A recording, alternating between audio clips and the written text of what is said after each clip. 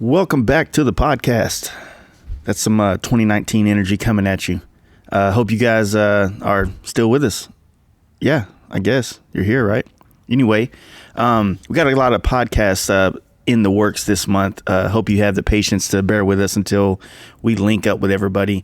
Apparently the holidays, it's just kind of harder to get everybody on the phone, get everybody in person. So thank you for your patience. And I'm ready to hit this new year with a much more positive attitude than I finished off 2018. So thank you guys for sticking through my dark times. And, it's all uphill from here, right? Or downhill. I don't know. Either way, I'm excited about it. Very excited about having our sponsors still this year coming back, keeping this podcast rolling. I want to thank D&D Exhaust. You can always go on their website, dandexhaust.com, and check out all the pipes. They make some great high-quality performance pipes that you really can't beat the quality, man. You'll see it when you buy it. So check them out. Don't forget you can phone in at 844-D&D pipe and use Fast Life, one word, on the internet or on their website or on the phone and catch a nice little discount on that pipe. So thank you guys for continuing to support us and check them out. D&D Exhaust, also on Instagram, Facebook, and all that good stuff. I also want to thank Texas Performance MC, my buddy Mark, the T-Bar Jesus himself, for always being here supporting this podcast since day one. You can check his shit out on Instagram, Texas Performance MC. Also, you can always stop by his shop in Cedar Park, Texas, and check out some dope work that he does. Some really high quality service work. Do you do high quality service work? I guess that's one thing. Anyway, I know he does it, and you can get a lot of cool shit from him. So go check him out down there in Cedar Park, Texas, just outside of Austin, Texas. I also want to thank my buddy Brian over there at Paint Huffer Metal Flake. You can check them out on Instagram as well. They have a lot of talented artists across the world, I believe. I could be wrong, but I want to say across the world. They use these high-quality flakes and pearls from Paint Huffer Metal Flake. So check them out, painthuffer.com, if you want to see some of the products and make some purchases of your own, whether it's FBS's tapes. I think they do House of Color products now, as well as the Paint Huffer Metal Flakes, right? Oh, man, getting a little rusty, right? I'm trying to get better at this, so I've been trying all year, so it's kind of not that I can't use that excuse anymore, right? I also want to thank my buddies Jimmy, Scott over at Horsepower Inc. We literally just ordered one of the air cleaners from them for one of our customers' bikes, and can't say enough how nicely packaged and how quality this product looks. So don't forget, you can always go on horsepowerinc.net and get yourself a nice throttle body. Get yourself a new exhaust system. They got a lot of exhausts that just came out for Dyna's FXRs and Baggers, I believe. I could be mistaken, but you can also check them out on Facebook, Horsepower Inc. Indy on Facebook. As well as, if you're in the Indianapolis area, you can always stop by, talk about a motor build, get some performance tuning, or one of the many products they sell. Like I said, big bore throttle bodies, air cleaners, fuel injectors, exhaust. I mean, they're there to give you power to your bike. So check those guys out. And also don't forget, guys, at the end of this month, January, we're going to be giving away these 14-inch MXT bars courtesy of 4130 Chassis Works. You can check him out on Instagram and follow him. He can made to order handlebars when you need it. But all you got to do to win these bars from us is just go to our Patreon, which you can catch a link on our website, fastlifegarage.com. First little thing right there says Patreon Live. Go on there, donate $1 a month, $12 a year. Or up to 5, 10, 15, 20, whatever you want to do. All of it helps, and it's really supporting this podcast 100%, as well as our sponsors. And, that's what we need to keep this thing going. So I appreciate all you guys that have been doing it for almost a year now, and all you guys that continue to jump on here and there. I really, really appreciate it. Can't thank you guys enough. So this podcast is basically just a rundown of some of the things that we got coming up for the next 6 months with me and some of my homies. So my buddy Kyle and Trent, they're local dudes here that kind of hang out with us at our Anvil bike night.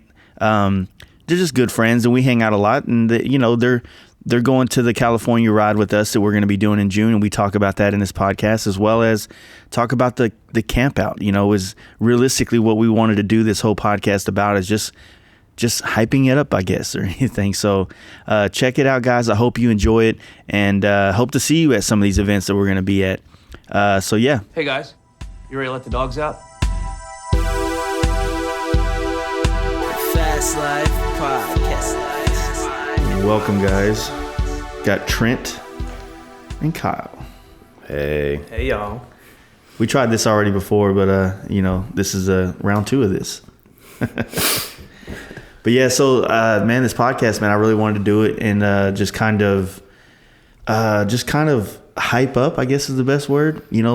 Talking about kind of the camp out that we got planned, and also the trip to California that we got planned, and honestly, I just kind of want to talk about the shit we got going on from basically today until June. It's a lot of shit. Yeah, so these guys, Trent and Kyle, are both guys that have been coming to the bike night, kind of the Anvil crew, I guess you'd call it, the anvillians or whatever you want to call it.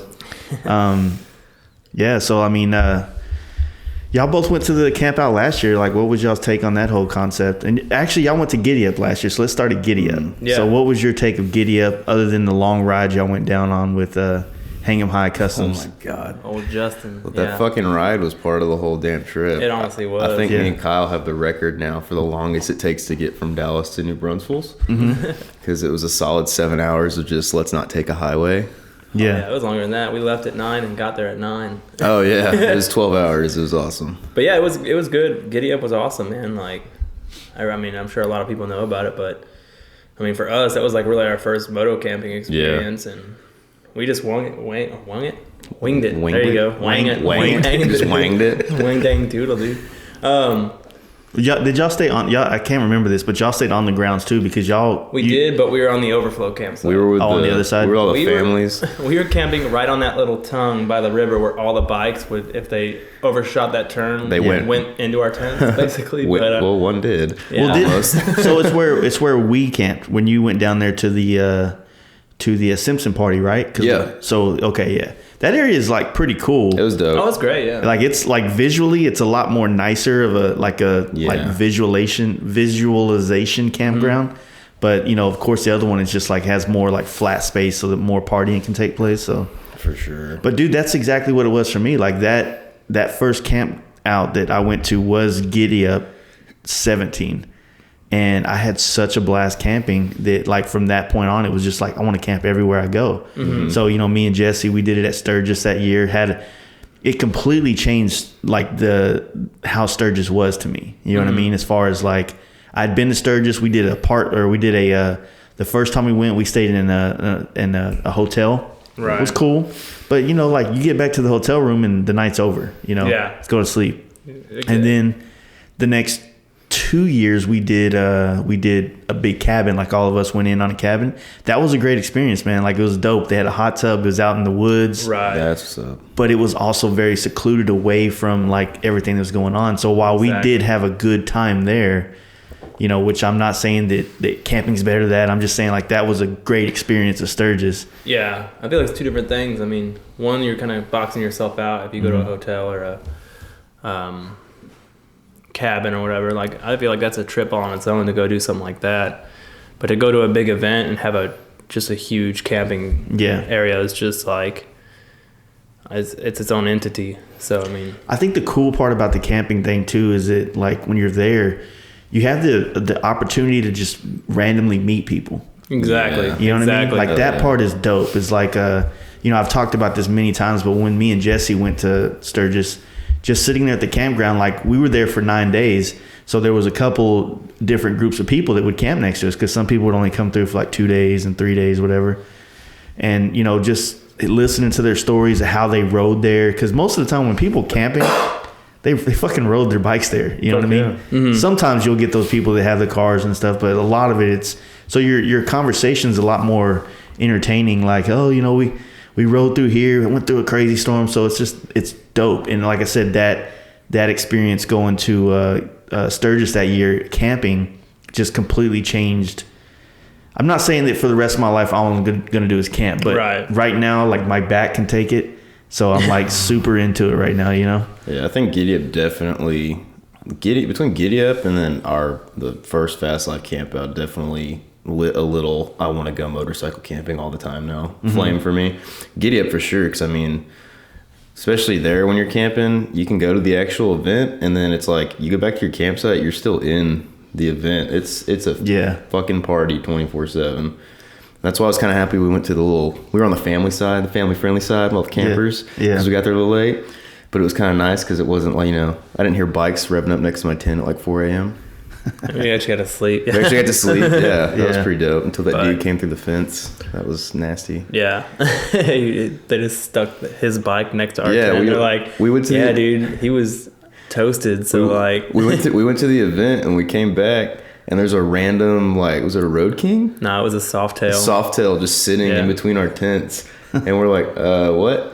And the people across the little pathway from us like, yeah, man, this dude just wiped out. His saddlebag popped open and like a handle of Jack Daniels went across the road. So he came through the fence and we just thought, oh, well, they got bikes. So we'll just put his bike next to theirs. And we were like, all right. I think it was still there when we left in the morning, wasn't it? Oh, yeah. It was probably fucked up. It was still, it was total. Oh, it was total. Damn. Yeah. It was the forks bent and everything. They kind of propped it up to make it look like it was still good. And then when the fucking cops came snooping, we were just like, oh, yeah, this is our bike, I guess. Whatever. Allegedly. Yeah. Allegedly. But yeah, that was our first camp out. Like, I met Trent in Rockwall, and I had a Ducati at the time, and ended up getting a Harley because I saw Trent's Harley, and then from there I was like, dude, let's we peer pressured between yours and Dangerous podcast, man. I was like, let's go do something with these motorcycles instead of just pop around time. So it was a good time, man. Yeah, I mean that whole 2017 year for me with riding and fueled by like Giddy Up and FXR Mike telling me about Giddy Up and things like that. Once I experienced it, man, I was hooked, man. I think that we camped somewhere every month for that entire year, except for obviously like December and February and January. But for the most part, we went somewhere and camped. And, I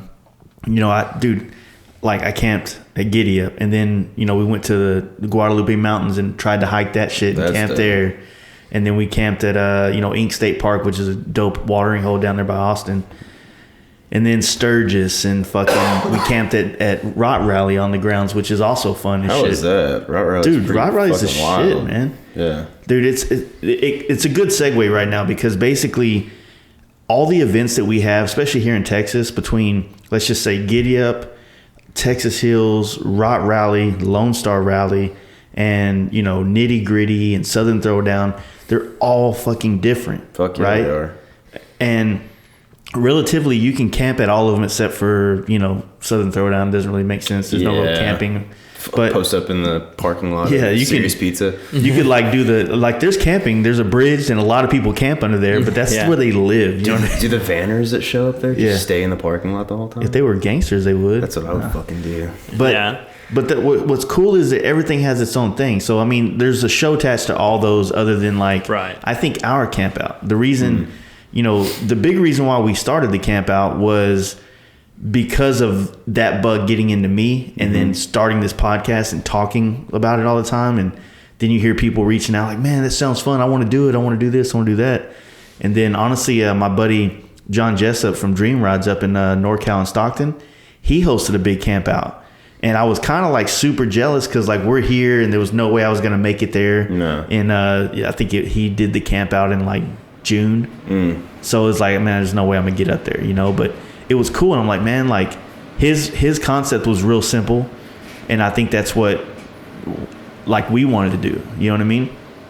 And, Adam from Adam Sandoval, he had reached out, the first time and talked about possibly doing more of a what do you call it? Like a show aspect and stuff like that. And honestly, just because we didn't really have the time to orchestrate it, we didn't really have the manpower to orchestrate a whole bunch of different events and things going on, that it just became a simple, basic come out, fucking camp out, pitch a tent. Yeah. We tried to make everybody set up close to each other. That way everybody had to congregate and be together. Because that is, So instead of using this entire campground and everybody kind of segregating themselves, trying to force people to all camp in the same spot, it kind of puts us all around the same campfire. right? Yeah. Right. And it's able for us all to start talking like, oh, you're the dude from fucking, New Orleans. You're, Steve from fucking, Michigan. Like, it makes you interact with everybody. That way you can roll up there by yourself and make friends there. Yeah. And ride and party with people that you've never met before all weekend. Yep. And that's it. For sure. That's what happened. I mean, I met a lot of dudes up there for the first time that I've like followed on Instagram, and then I met a lot of motherfuckers that I've never even heard of before, and I still fucking talk to them, you know, every month or two, or more than that. It was dope. It was dope. That was a dope experience for sure. Like you said, it's simple. You just show up, bring as much beer as you need, and just go to town, man. Like, there's plenty of places to ride out there. Fuck yeah. Gas stations down the street, and if they're out, you just go down to the next town, which is 15 minutes away, and they got beer barns and everything. You're good to go. Exactly. The Tallahena. But that's the concept. So it's like, talking about, me and Mark forever had talked about doing a performance motorcycle based show. You know what I mean? I know everybody keeps play on words with it's performance. It's performance. But whatever. It's a style of bike just like anything else, I mean, nobody would be fucking with a whole bunch of Mexican dudes on fucking Viklas or whatever the fuck they're called if they decided to do a Vikla only show. Right. So it's like, it is what it is, and there's a market there, and it's and what's cool about the performance market is that it's pushing people to ride their bikes. You know what I mean? Which is exactly, to me, is way cooler than I don't know, like not riding your bike. Yeah, I'm keeping the miles low for the resale. I just want to build a bike all year to take to one show. Exactly. Yeah, I'm not about that, man. Ride that shit. Yeah. I think the whole the performance aspect of it, because like when I first got into Harleys and bikes in general, I didn't know what fucking little subgenre, quote unquote, I wanted to be in. Like I had that Kawasaki Vulcan 800 that looked like a Mad Max bike, bobbed out, and then I had the Dyna, and I went full Dyna bro. And but I think the performance thing really, it drew me in because it was just so different than like their standard studs, tassels, and leather and shit like that. It's really it really is intertwined with the whole concept of the purpose built style bike. Yeah, for sure, purpose built. Yeah, I mean, I think it really realistically is that. So I don't know. It just is what it is. But I think that what the camp out really signifies is that like it really doesn't matter what you ride there, right? It really does. The bikes don't really matter. No. Look at Big Sexy. What does he ride? I don't fucking know. The Kawasaki or Honda thing. I think it's a Honda. He's getting it. Yeah. I love that dude. Was it Fort? Isn't it Fort Smith up there? I think it's a VTX. Yeah. So the homies from up there, but yeah, like he come down and he just it's just riding, man. That's all it is. And that's what's cool is like you can come to the camp out, you can set your tent up on Friday, and just chill, and then have some beer, sit around everybody's kind of chilling on Friday, but Saturday, man, everybody's going riding. You can go ride to town, have breakfast, or you can just hop on the bike, do a gas station stop and breakfast, and then just fucking rip down Talamina Parkway all the way to Mina, and then all the roads around it are also dope. So it's like a full day of like legit riding. You know what I mean? And some really very rural areas, but very nice. You know what believe me, I found the rural areas because I got lost from everybody. That's right. Which was awesome.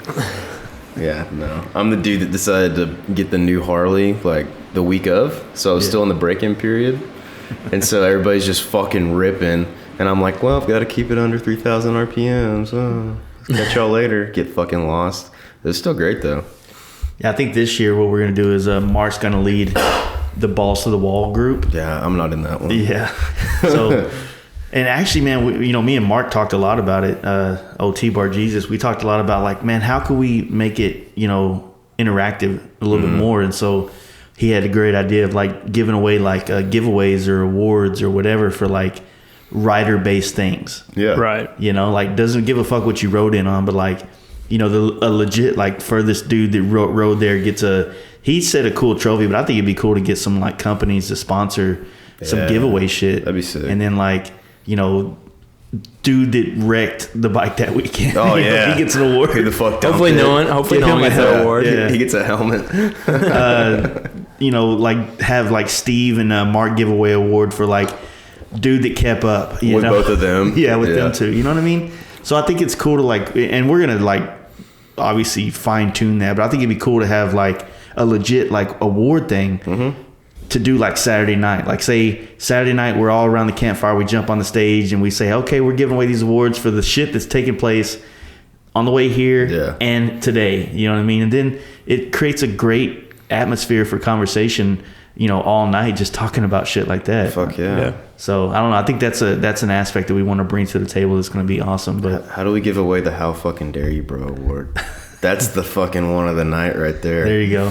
That's where that whole thing came from, right? The How Dare You. Yeah, shit. the How Fucking Dare You thing. Yeah, that was fun.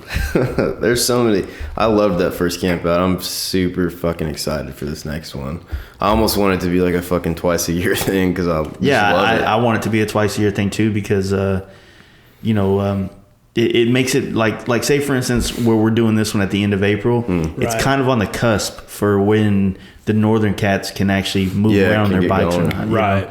But at the same time, you know, what if they can't make it? Well, the one we do in September or maybe even push it to October, is still right in the realm of like, you know, they can still move around, you know. So trying to make it more open so everybody can kind of come in and enjoy it, but also not infringe on other events that are going on across country and whatnot. So do a springish and a fallish kind of situation. And that's a good thing. That's a great thing about the place too, is it's not some show that needs, you know, legs for 6 months or a year out to get started. You just show up, pay your due to get Adam, and it's get this thing rolling.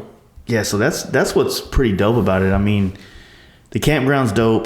The riding around there's dope. And I think that what people that are going to end up coming are going to find is that it's a bike event where the bikes are only really relevant when you're riding them. Yeah. You know what I mean? Yeah. Like, everybody's talking bikes at the campfire. It's bike everything, but you're not going to see a dude literally sitting out there for 2 hours with McGuire's and a fucking towel just like trying to keep his bike look good all day. Yeah. You know? The focus is the people. The bikes is what brought you there. To meet those people. So it's really just like, you know, a super, I guess to be super gay, super positive kind of place and atmosphere to kind of like, you know. Super progressive. Super progressive. Super fucking You might even take your wife's last name at this bitch. Ah, fuck, we're hyphenating, dude. This is where it happens right here. No, but I like that. I think one of the big reasons I like the camp out is because, and not like bike events are cool. I fucking love going to them. But for me, most of the time I go there, besides hanging with the homies and stuff, and the reason most people go to a bike event is because it's an event going on, as opposed to the camp out is like, don't you're not there because it's an event. You're there because you want to be there with the people. The people are bringing you there, not the actual fucking like looking at this stuff, looking at that stuff, and vendors and shit. It seems more natural and more grassroots, if that's the right word, I guess. I don't know. I think so. Yeah, it just seems more like an actual community than anything else. If you think about it, I imagine a lot of really big events start that way. You know, eventually they might grow into something like that. But, you know, I know Adam Sandoval has a lot of big plans to do a lot of things there. And it's a great place, you know, he has a campground. So he has 365 days a year to do whatever the fuck he wants to do. You know, but at the same time, I think this camp out, just keeping it simple and basic and based around the motorcycles and the people going and just trying to invest in ways to make it a more pleasant experience or a more exciting experience. Like, what if you showed up on a so-and-so bike, like a fucking, you know, a soft tail, like an old school one, like, you know, big ass apes, you know? I still want you to be able to come out, you know, throw you a pack on there and a tent or whatever the case and come out and have a good time.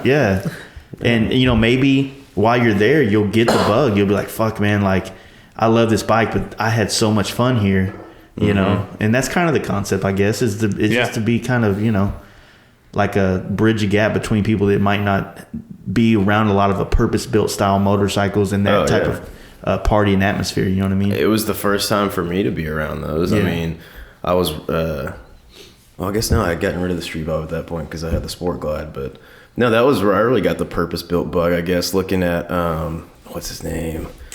His motor mounts came loose at some point. Oh, Gary's? Yeah, Gary's, like, that's a pretty fucking solid ass fucking vehicle. You know, I was looking at his, how he built everything out, and then was it Andre? Andres, yeah. That fucking AKA thing. Dre. AKA Dre, man. Yeah. That dude's fucking bike is clean as fuck. Lowrider is. Dude, it gets you from point A to point Yeah. fucking B, and it looks solid. And that shit kind of like, I was looking at some of these bikes, and I was like, damn, you know, they're not too flashy, but it's like you can tell they're solid fucking rides. And that's, I don't know, that's what got me to kind And of both of those bikes wobbled that weekend. Oh, wobble like a motherfucker. If it ain't a Dyna, if it ain't a wobble, it's not a Dyna. Yeah. But yeah, I think that's what's it's gonna be fun. Like, what do y'all think about it? I mean, as far as like, that could be, I don't know. Like, do you have any ideas on it or anything, or Like what the camp out could be, or just like what to bring, what else to bring to the table? You know, I think Adam had mentioned like bringing a band in. I wasn't really too keen on that, but you know, I mean, Could be a fun daytime thing, but I mean, it's kind of like, the daytime we're all fucking. well, I mean, yeah, a few there's people a hung couple- back though. Yeah, but there's like, a few Yeah. people that Kick just back like and want I to think chill. that's why I think it's more of a daytime thing. Not like I guess the nighttime having the bands play and all that stuff is great for like shows, but like if you're just trying to camp, man, like Yeah. just have a little bit of music going on in the background if you want. But I mean, I think we like so many people are talking and like having fun and drinking and stuff that no one's gonna even really pay attention to the band, maybe but a few. But I mean, I wouldn't mind a full-fledged band or something like that. I don't know. I like where and this probably might go against what some people would want to do to it or something like that, but I like how intimate it is without all the extra trimmings and shit. Yeah. You know, Yeah, give me the exactly. steak. I don't need the fucking potatoes and veggies that go with it. Yeah. I want the steak, the meat of it, and that's what I like. But I could see it growing into something eventually, you know? Yeah, it's, you know, also another suggestion someone put in was like doing like some little mini biking, like dirt tracking around Bro, the thing. I have been shopping mini bikes like a motherfucker, and I was about to say, I was like, is he gonna put in the mini bike track? Because I know that Well, was you know, kind of a rumor. it's one of those deals. that's like, the thing, yeah. Yeah, I would think that totally would do be totally fun, but at the Fuck same yeah. time, like think about what this is. Like, it's Right. it's like you packing your bike out. Yeah, It's like where are you gonna put your mini bike? on my sissy bar. Exactly. Well, Yeah, that's the I thing. would bet. Give me But- that award. As fun as that would be, I feel like that's its own show altogether. Yeah, that's what I was saying. I Yeah. feel like Adam has Because the then location. it's gonna be less of, which is, I mean, it's Yeah, fine, still but fun. like do your own, like do that on a separate Yeah, event. thing. Well, now one thing that could be fucking cool is if he did put in a track. If he did put in a track, and if he had fucking like just some basic ass mini bikes on deck, sign a fucking waiver, put your fucking helmet on. Dude, it'd be cool if he just kind of like made a little spot that we could just take our bikes on, like a little dirt track. Yeah, I'm down. Just like if it was even around, like even around that main Fucking center section. flat track racing on a Softail. Yeah, I'll do it. Nasty. On the bagger. I don't give a fuck. Fuck But all, no. fuck all these fairings. Jay's got he's bringing his knobbies. I gotta go change my tires out. Where the spoons at, bro? Be right back. But no, I think that is the truth, though. It's like the more you start thinking about trying, like, cause it's been racking my brain ever since, you know, I talked with Adam last week about it. It's like, you know, and like I said, I talked with Mark, and it's like there's really, it's just simple, you know, like everything that we think of at like. I know that most of the people are going to be out riding all day Saturday. So anything you do Saturday on the campgrounds is kind of like, It's void. You know, it's like, you know, I don't know if there's going to be anybody there, you know? Yeah. Yeah, We talked about getting kegs this year, though. I mean, that's Yeah. always a good idea. Yeah. I think the other cool thing was like when we did go out that ride on Saturday, there was about half of us that hung back and just wanted to chill by the fire still and Yeah. Yeah. just hang out back there. So I think even that by itself is fine. Yeah, you got that relaxation of just being Yeah. in nature and chilling. And I'm already having like flashbacks. Yeah. And I'm like, God damn, that was fucking chill. Just waking up and kicking back by the fucking fire next to the bike and shit, you know? I'm so fucking pumped. yeah, it's going to be a fun time. But hell, even so, next week, you know, we'll all be down in Austin for the Easy Rider show. Easy Rider. So Yes, that's going to be fun. And That'd be pretty chill. Easy Riders are always fun, man. I don't know if it's just the show brings out the degenerate in us, or I mean, my degenerate's kind of always out, but whatever. I mean, I've never been to an it's Easy true. Riders. That's OG stuff right there. You know? Yeah, I'm excited for that shit. That would be fucking cool. yeah, like you know, we're staying in a hotel, so we're all just kind of. How many was it? 6 of us. Mm-hmm. We're just piling in a hotel room, so we're gonna go down there Friday and Probably get lit, I guess is what the young kids are saying. Get lit, fam. Yeah. Dab. Whatever the fuck they do, I don't know. And then Saturday. Then Saturday we'll hit the show up and then do the same thing again Saturday night, but it should be fun, man. I'm having a great time. I think I'm just day tripping it down there with the chick, but it's gonna be a good time. There's a lot of like what's really cool is I know shops from East Texas, Dallas, Austin, San Antonio. There's gonna be, like, for us it was just that IMS show last weekend. This is gonna be a much different event that maybe some of you guys aren't used to going to these indoor type events. It's just gonna be a lot of custom shit, man. That's dope. You know, which is gonna be, I think it's gonna be pretty fucking big. You know what I mean? Because it's gonna have, it's gonna be a lot of baggers. It's gonna be a lot of that, which is totally cool. Yeah. Shout out Big Will Cody. Yeah, Big Will Cody. Yeah. There's I don't know. There's a lot of shops that just they can't really afford to like load all their shit up and go to, Kansas City or fucking, Nashville. So it's like with it being in Texas again, and it's in the center of Texas at that, it's just going to be able to bring a lot of people together. I was going to say, isn't this the first time it's been back to Texas in a while, right? Over 10 years, yeah. Well, that's fucking cool. Yeah, so it's going to be fun, especially to check it out. I think it was a smart move because it used to be here in Dallas, but bringing it back to Austin, I think is smart because it does centralize it a little bit to make it to where, we're all kind of putting in a little bit of effort to bring our shit there. You know? So I think it's cool. You're not setting up anything there, are you? No, I think Mark might, and if he does, then we'll have somewhere to sit. Fuck yeah. But, I'm gonna hand out the good word. He was he was talking about, he was trying to talk with the lady that puts it on about, hey, I think the thing that does kind of suck though for, like, I wouldn't say so much our scene, like I'm not in, like, as if I don't care about these other, soft tails and big wheel baggers or anything, but like just us in general, like most of our bikes are all purpose built bikes. They're not really the kind of bikes you put in a show arena or a indoor show. It's like so Mark was reaching out and be like, hey, like I want to do a booth, but the bikes that we would bring to the thing are a little more used. I think that's something different to look at, Yeah, exactly. Yeah.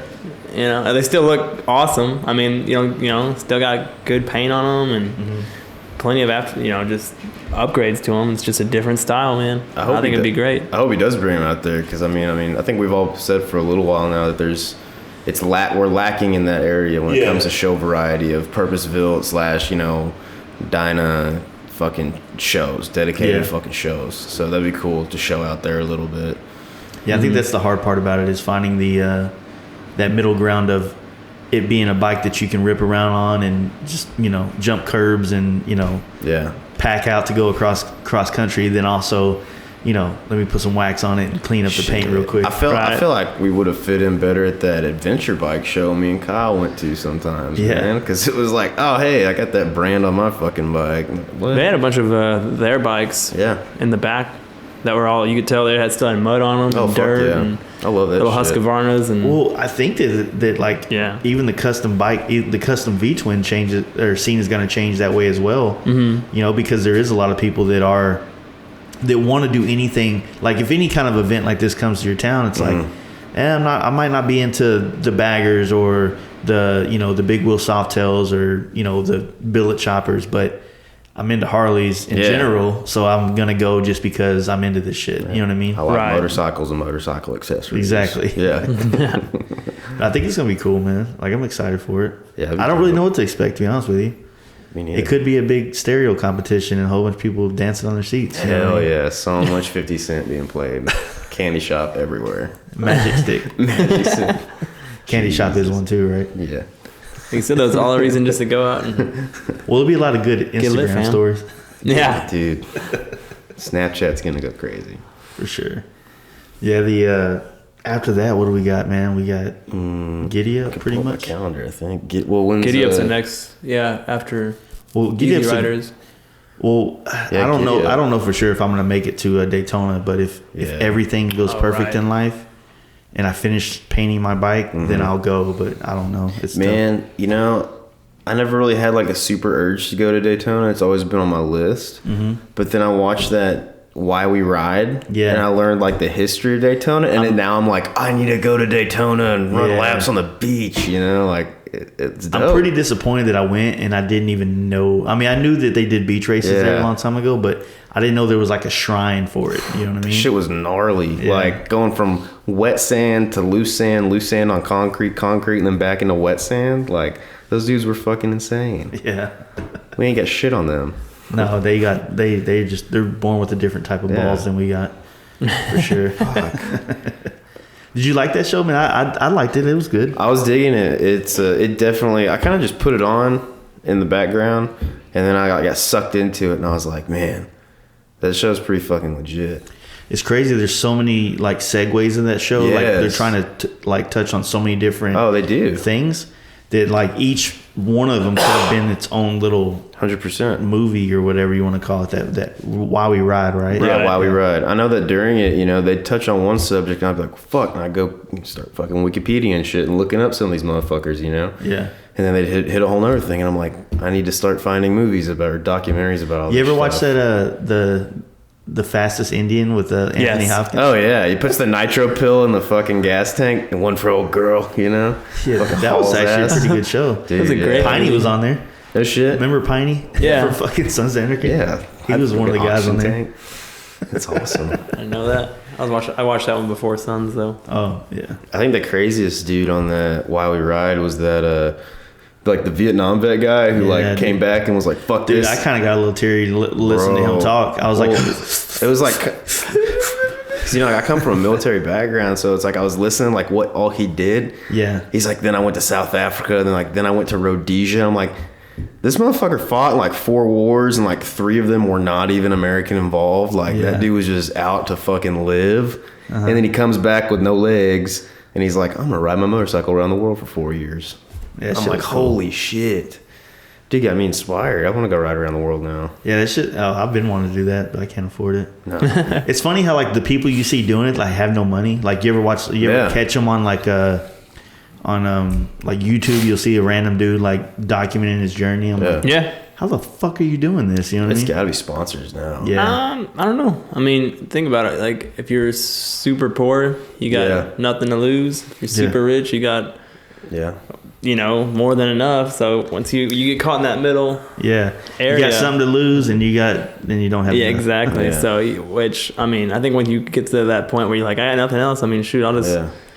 I mean, Well, have you followed Everything Beaner? Beaner. But have you heard that podcast that Dan did with the Scotty dude? Yeah, I follow that dude Scotty. Yeah, exactly. on Facebook. It's a perfect example. That dude's been living on his bike since the 90s, 91 or something like that. Yeah. Jesus. He just goes and he works all the shows now. I think is what he does. That's I mean, just fucking whatever, crazy. dude. You can make some Trent. You can make some what do you call those? The dream catchers, dude. Oh, Sell them at shows, Sell 'em dude. those, Just go show to show, bro. Dude, no, I'm not cut out for that gypsy lifestyle. Yeah, Yeah. I'm sure it comes with its own problems, but I mean, he's doing the damn thing, It's Yeah, there's cool. listening to Danger Dan's podcast with him, I feel like there's almost no way to really capture how much life that dude's lived in these years that he's been on the road, and like he kind of touched on a couple stories that like, I'm sitting here trying to work and I'm listening to this thing and I'm just like, just staring off into space, Same like thing. listening to his words, and I'm like, fuck, man. Because someone else that listens to our podcast they mentioned to me about this guy, so I started following him on Facebook, and the dude's like, he's like an ambassador for people that want to like try this lifestyle. So it's pretty cool, seeing him do all this shit. And he's an older guy too. He puts up a bunch of YouTube videos. Yeah, on yeah. Different, different stuff and everything. But like especially like when we go on this trip to Cali, like you're gonna kind of feel it a little bit. You know what I mean? But it's kind of like you check out of like normal living for a while, and you're like on this like gypsy-esque lifestyle where you're kind of like, all right, man, you really feel like that sailor coming into town, like, oh, I'm just going to be here for one night. Yeah. Let's blow it up and then let's leave. Yeah. Yeah. But, you kind of, you get this feeling of like a real freedom of like you're unchained, you know what I mean? Yeah. But I think it's like, the hard obstacle I think on this trip is going to be after the first week. You're like, fuck, man. You start remembering all the things that you need to be doing in life. You're like, fuck, man. Like, I need to get home, blah, blah, blah. But pushing through it is going to be the thing. Damn, I'm excited. I'm leaving all of it behind. I don't even care. It'll be there when I get back. Yeah. So we're actually trying to, obviously we're trying to do the camp out. It's going to be late April. Probably, I think I posted the dates already, but I probably should know these things. What, y'all wrote them down? I got them on my calendar. 26th to 28th. Yeah.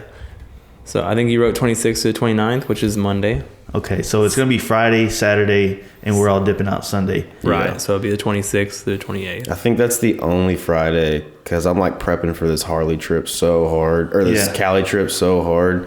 That's like the only Friday I'm fucking taking off so I can enjoy the whole thing. Yeah, so the other cool thing is that Adam Sandoval told us that he's building tree houses for people that want to like come in, because he has a lot of cool little cabins already, and then he built some of those canvas ones, like those canvas cabin things. Right. He has that old school bus, which I forgot what that thing was called. I don't know, but it was badass. Yeah, it was Did you all go inside of it? No, but one of Franson's friends rented that thing. It was I went pretty inside dope. that hoe. It was fucking sick. I'd totally rent that motherfucker Yeah. out. So he has that, and then he's building tree houses that kind of overlook the river. Okay. So he said those things will be done, but so there's going to be a lot of different options for people that don't necessarily want to sleep in a tent. And then obviously they got spaces for like fucking, motorhomes and all that stuff. Yeah.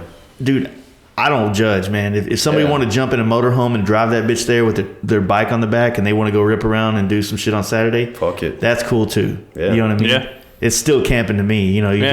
You're camping on a baller level. Then, Hell yeah. you know what I mean? But there's a lot of different things. Hell, I've seen there was the cats from down south, South Texas Dyna. You ever follow him? I painted his FXR, but him and his wife, they came up there. Was that the orange FXR that was there? She had an orange Dyna. Okay. She had an orange Dyna. He was on his chopper, but he had an FXR that we just painted for him. And they just trailered up there, dropped the trailer. They rented one of the little huts or whatever the fuck they are, the little cabins, basically. Rode around, had a good time. Fuck yeah. Loaded up and left. That's what it's about, man. Yeah, fuck yeah. But no, so that's going to happen. So everybody's going to have a different option of how they want to do that thing. But yeah, the Cali trip, man, like I'm excited about that because I can't stop talking about it, especially after we sat down and planned it all. Yeah. For the most part, I can't stop fucking talking about it, thinking about it. yeah, we all came in here yesterday, right? And Yeah. it was we were in 4 or 5 hours, 4 hours. Dude, it was like Easy. It was like easy 5 hours. Yeah, so we sat in here, and we there's 6 of us going, right? Yeah. So we all just kind of talked about, like the general things that we wanted to try to see and do. And obviously we're going to be sliding through Born Free, the Saturday of Born Free. Gonna slide in there all nice like. Yeah. And, this year before in 2018, when me and my wife drove to NorCal, we drove through a lot of really badass shit that I was like, fuck, man, I want to ride my bike through this, right? And then listening to Adam's podcast, the first road tripping podcast, our buddy Adam, he rode up there and he told us about going through like Steamboat Springs and in Colorado and going like, I can't believe he drove right by the salt flats and didn't even realize it. Just kept going. Damn, that's like I can't wait to go there. Exactly. So basically, I think our route is we're going to be leaving Dallas. We're going to go to Colorado Springs first. We're going to camp there. And then we're going to basically go hit Pikes Peak right there first thing in the morning. Fuck yeah. And then check that out, do some selfies and shit, like some real bikers. And Trying then to get Insta famous. For sure. And then we're going to ride from there through Breckenridge up to Steamboat Springs. Hell yeah. That's going to be pretty fun. I heard that place is badass. And then from there, we're going to be riding straight across. We're going to hit going to Wendover or West Wendover, one of the two. But that's right where Salt Flats is. So we're going to go through Salt Lake City.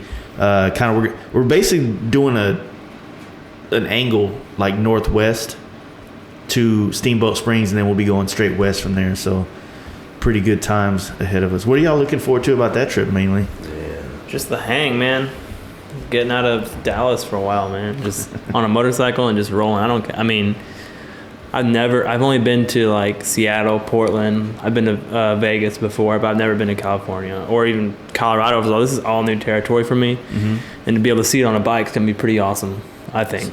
So this is like going to be y'all's first real bike trip. Oh yeah, for sure. I don't know, it sounds kind of corny, but I'm kind of really into it for the ride, the journey itself, you know? Mm-hmm. What was that quote? I heard like a fucking quote somewhere where it's like, it's not the stops that... It's not the destination, it's the journey or something like that. It's not the stops on the trip, it's the stuff between the stops that that really fucking make your trip, so... I'm really fucking excited because I've been wanting to travel the United States for a while now. To get to do it on a bike, that's just fucking, it's going to be so cool. Yeah, it is. I'm excited. Salt Flats for sure. That's a big one for me, I think.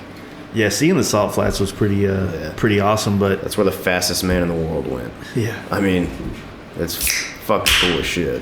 Got my sparkling water. Hell yeah. Turning over new leaves in 2019. Damn. New leaves for 2 weeks. Yeah. But no, the Salt Flats are going to be awesome. I'm pretty excited. I think bringing up Danger Dan a lot, but it was cool seeing some of his recent when he went there on his bike and all the videos he took. So pretty excited to do all that shit, man. It'd be fun. And Pikes Peak is gonna be fun. 14,000 feet I think is the top of that thing, or 14,200 or something. I'm really looking forward to Colorado because I've been there. I've been to some of these states, but I was like way young and with family, so I finally get to experience them, as a fucking adult. Yeah, and Colorado's. I've always loved that state. Every time I've been, and I just can't wait to experience it. As an adult and on a fucking back of a bike too. Yeah, I think that. For sure, like being on a bike and doing it this way, it's like you're more in tune with everything that's going to be going on. So, yeah, and then from Wendover, we're rolling straight across Nevada, all the way down to Reno or Carson City, not sure. Gonna try to get with TPJ and see if we can camp in his backyard or something. Kyle's gonna be new boot goofing in Reno. Hell yeah! You already know, dog. Go see them outlaws out. Was it? Von Metal, V-Twin. Von Metal, V-Twin. V-Twin King or Outlaw or whatever the fuck it is. It'd be awesome. You gonna race him? I don't know, man. Is that like part of it? I heard he's fast, dude. But shit.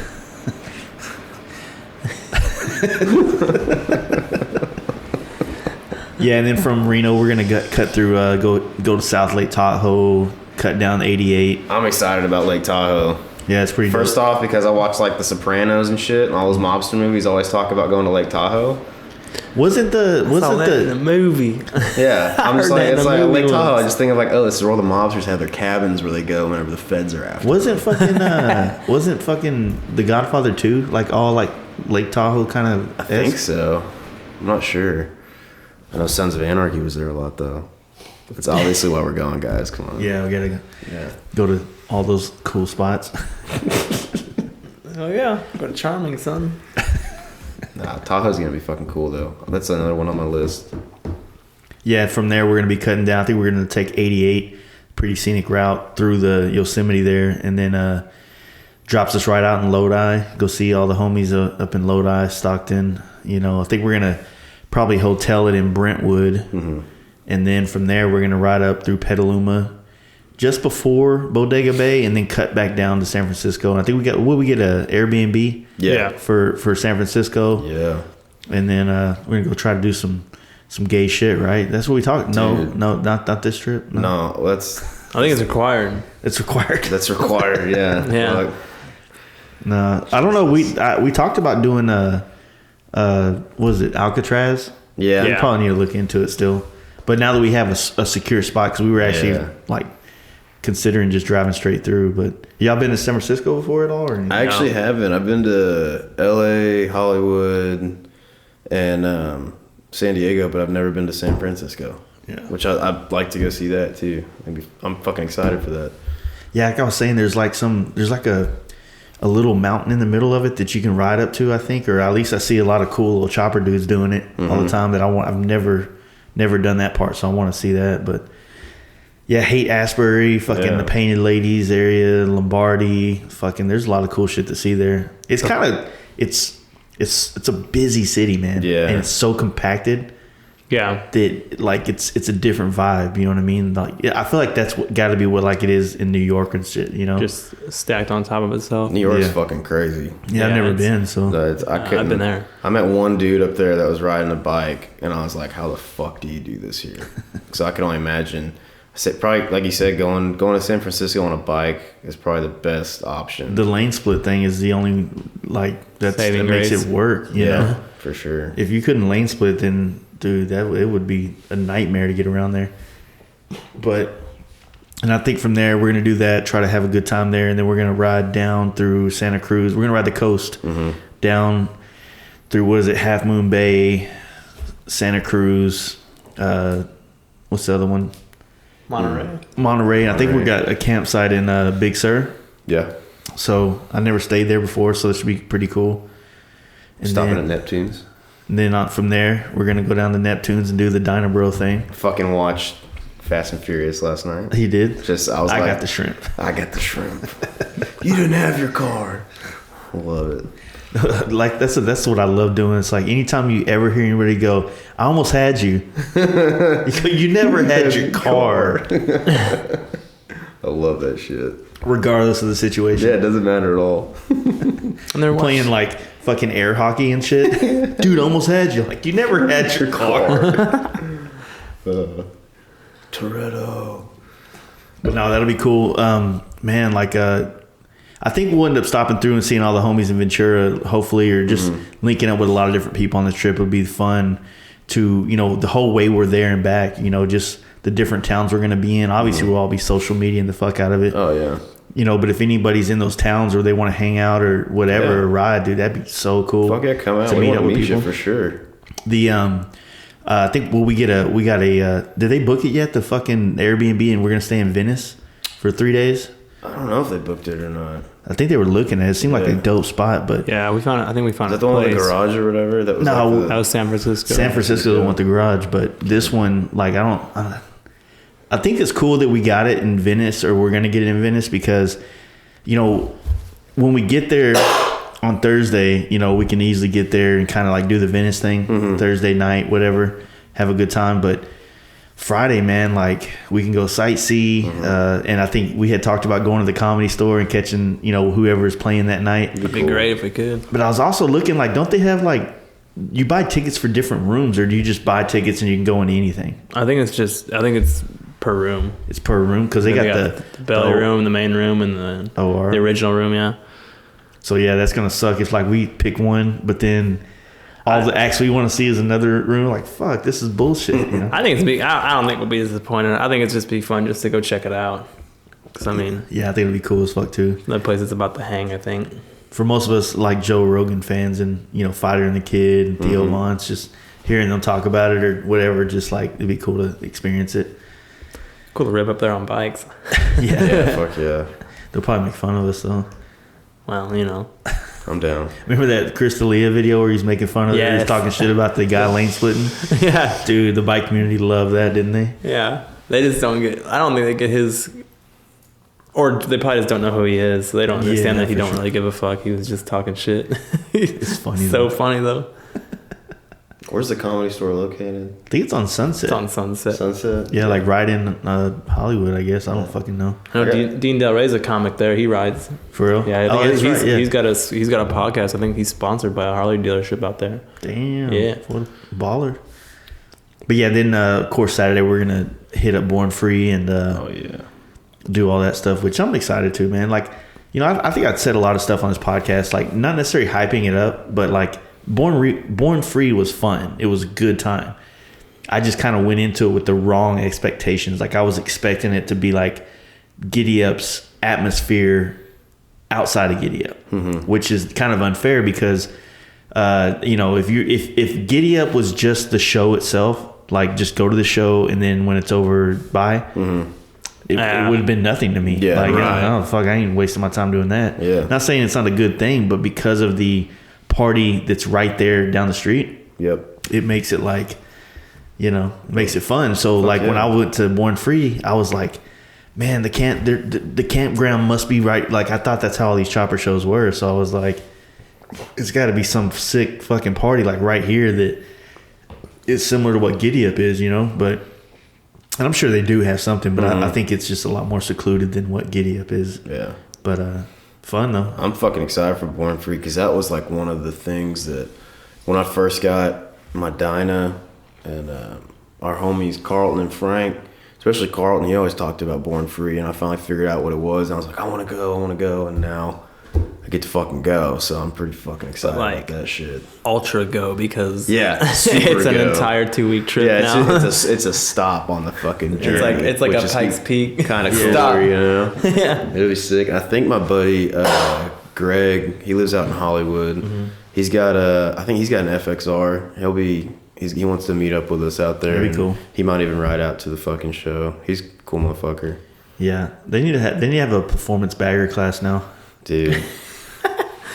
Because they got the FXR Dyna show. Yeah. And you know, I guess how is it going to work now with the Softails? You know, like I think because I know last year they had the Softails that like San Diego Customs built one, you know, Kraus, and then Horsepower Inc. And you know, I think a couple other shops built one too. Horsepower Inc. was the Fat Bob, right? They built. Yeah. That thing was fucking sick with that X pipe on that. Mm-hmm. Everybody's been talking about that pipe. Like I think they're putting it into production. But I saw a picture on their Instagram that was like some 2-in-1s. No, they for sure have 2-in-1s, but I think they were also putting into production or a very limited production, or it might be something that's like. I think I was reading a post where like Chip from San Diego Customs was talking about how that pipe is available, but it's for like high horsepower bikes. Yeah, you're fucking racing with it if you're not like doing 124 and higher motors kind of thing. You know what I mean? It's fucking sick looking. Yeah, it's dope. Like I like the look. I think it's a good change of pace. Right. You know? Yeah, you ain't putting that on no fucking cross country bar hopping bike. You're putting that on I think what's cool about like now with these Softails coming into the market, it's kind of making some of the parts manufacturers change it up a bit. Oh yeah, 100%. You know, so it's like before when it was every pipe looked like a Sawiki pipe or something. Now we're starting to get pipes that have different type of cans or different flows, and you know, in general, like I just feel like things are transitioning a little bit right now, which is kind of exciting. Yeah, you know, hell, it's I don't know, man. I'm excited to see where these things go. And now, just like we had said before, man, you're more people are starting to make parts for these Softails. And I know Yaffe is making fairings for him now. Like he had a Sport Glide. He had some pretty sick looking like little mini road glides for the bottom. I'm looking at that. If you just wait a little bit, some shit's gonna come out that's gonna be dope. You know. Well, now I put that taller windshield on my Sport Glide fairing, and so now it's like I don't know. I kind of want to rock it because it's like I see a lot of people just kind of ditching the OEM fairing that comes with it and putting like a T-Sport on, but I kind of want to rock it and kind of do something a little different. But I'm also interested to see who comes out with what. Yaffe, and then RWD's got that fucking the FXR fairings look fucking dope on them too. Yeah, it does. They're clean as fuck.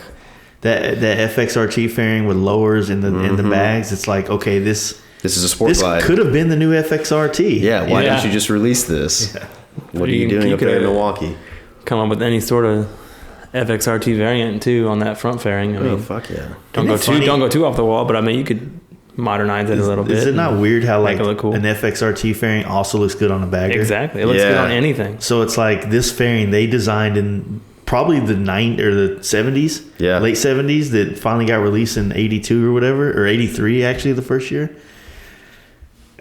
It's kind of killing the game now in 2019. You know what I mean? On newer model bikes. You know what I mean? It's so fucking insane. I learned a crazy thing about that fairing. Was it was originally the reason it's got fucking air vents in it. It was for all the FXR people are gonna hate me. They're probably gonna hate me because I might get this wrong, but it was supposed to be for water cooling. Yeah. It was a different type of bike. It was like a Nova. Yeah, and there's one. Yeah. Up in the big Harley museum. I just thought that was fucking insane. Yeah, so the whole touring edition of this was taken from that, to my knowledge. Yeah. I knew it at one point, but like it's been a while. Yeah. Like when I bought my FXR and I was learning everything about it. It's just kind of like stored knowledge right now that I'm not quite good enough at. Haven't like, tapped into it yet. Going in the back of my mind and bringing up old shit, you know what I mean? Unless it's about like somebody did to me or something. Hey man, you just gotta be progressive and get past it. All right. But yeah, that's it's cool seeing how the things are changing. I think that a lot of people, I think Horsepower Inc. and I think San Diego, I think a whole bunch of people are doing another bike for Born Free. So they're all going to be building another bike, and it's going to, I think it's going to be cool. That's going to be dope. I think the Horsepower Inc., I think I saw them pick up a bagger though. Ooh. So that's what I'm saying. I think that, you know, it'd be interesting to know if at Born Free they're going to do, you know, a class for the Softails. I mean, because damn near every company out there built one now. Yeah. You know, Speed Kings and it would make sense to do it, you know, because you can't just throw them in there with the Dyna FXR class. They're their own.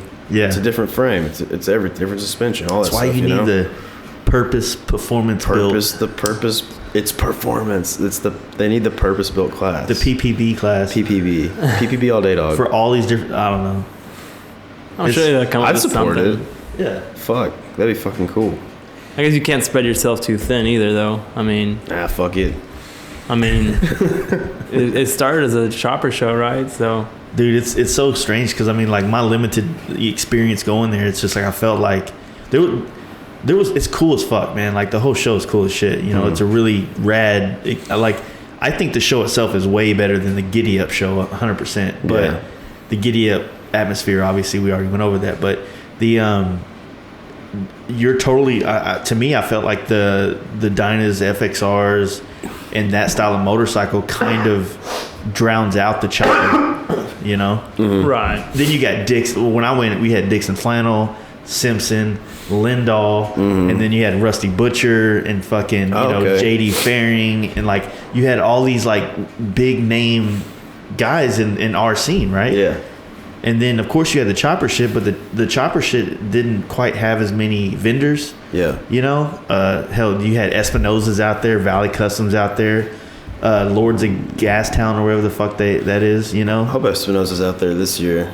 Yeah. Might be picking me up a fucking vest. For sure. I've been looking at the motherfuckers for like 2 years now. Maybe they'll have a deal on them. That'd be dope. I got that OG one, man. I feel like I could probably put it up and get some good money for it. Do it. Getting some vintage Jace. All about that Haynes life, son.